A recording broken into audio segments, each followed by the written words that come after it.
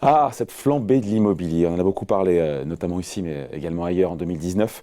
Année de tous les records hein, pour le marché de la pierre en France, mais quand on y regarde un peu plus près, c'est un petit peu plus compliqué. Bonjour Émilie. Oui, bonjour. Alors on va rappeler ces quelques chiffres. Plus Voilà, 4,7% dans l'ancien, plus 2,7% dans le neuf. Donc les prix se sont affolés cette année, mais certaines villes ont été épargnées. C'est ce qui ressort donc, du dernier baromètre Se Loger. Voilà, et donc on parle des villes dont les prix vont baisser. Il n'y en a pas tant que ça, Émilie. Oui, alors, elles se comptent sur les... Sur les doigts des deux mains. Elles sont une dizaine voilà. des villes de plus de 60 000 habitants qui ont vu donc leur prix baisser de manière plus ou moins importante. Alors la chute la plus spectaculaire se passe à Poitiers avec des prix, David, qui ont baissé de 12,5% en un an.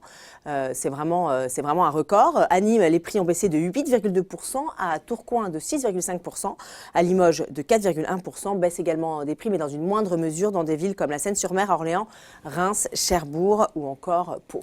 Voilà, et puis il nous dit Se Loger, il y a aussi des villes qui ont un certain potentiel, ça veut dire quoi ça? Oui, alors le site a repéré quelques pépites qui seraient en quelque sorte sous-exploitées. Alors c'est le cas d'Orléans ou d'encore Toulon, dont les prix ont baissé de 3,1% en 2019. Alors c'est une baisse qui serait due selon Se Loger à des raisons de transport, de travaux ou encore de mauvaise image locale. Donc ça pourrait évoluer. Se Loger qui nous parle également de Marseille. Marseille qui est toujours épargné par la flambée des prix, bien que ce soit la troisième plus grande ville de France. Se Loger trouve le cas de Marseille assez hallucinant, je les cite. La cité phocéenne qui, rappelons-le, continue à rester bon marché avec une stagnation autour de 3 276 € le mètre carré contre une moyenne nationale à 3 367 €. Donc le mystère de Marseille. Ouais, Émilie, toutes ces villes, elles font figure d'exception dans ce climat, on le rappelle, flambée généralisée des prix. Alors on en a déjà beaucoup parlé, Paris avec une hausse de 6,1% en 2019 a franchi le cap des 10 000 € du mètre carré pour s'établir à 10 403 € très précisément.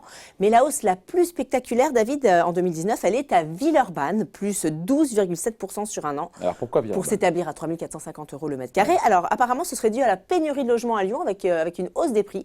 Du coup, très naturellement, les acheteurs se seraient reportés sur Villeurbanne.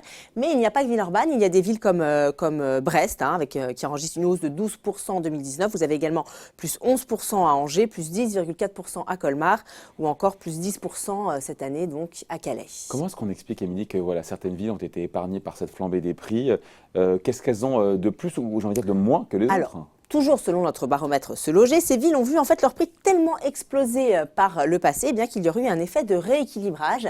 C'est notamment le cas à Nîmes. On s'en rappelle, les prix avaient augmenté de 4% en 2016 et 2018 à cause d'une grande campagne de rénovation et de réhabilitation de certains quartiers. Bien aujourd'hui, les prix baissent dans la cité des Orthenins pour s'établir à 1 989 € le mètre carré. C'est donc un juste rééquilibrage, ce qui est plutôt ça, parce que ça permet, selon Se Loger, de rétablir une cohérence entre les prix des logements et la réalité économique locale, qui fait cruellement défaut à Paris. Bon, ça veut dire qu'il faut se dépêcher, Émilie, qu'il y a des pépites dans lesquelles il faudrait investir?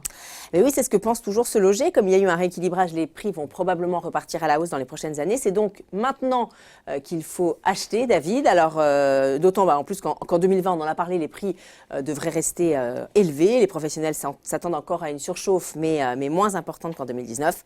Le marché devrait donc ralentir, notamment à cause des conditions d'emprunt qui ont atteint un palier. Voilà, donc c'est le fameux HCSF, là, au Comité de stabilité financière, présidé par Exactement. Bruno Le Maire, qui demande aux banques de faire attention quand elles prêtent. Exactement. Voilà, il y a moins d'une dizaine de Des villes. affaires à faire donc à Poitiers, à Nîmes, à Tourcoing, à Lille, à Limoges ou encore à Marseille. Ou à Nîmes aussi. Je l'ai dit déjà. Absolument, Voilà. Nîmes. Merci beaucoup, Émilie. Bon week-end.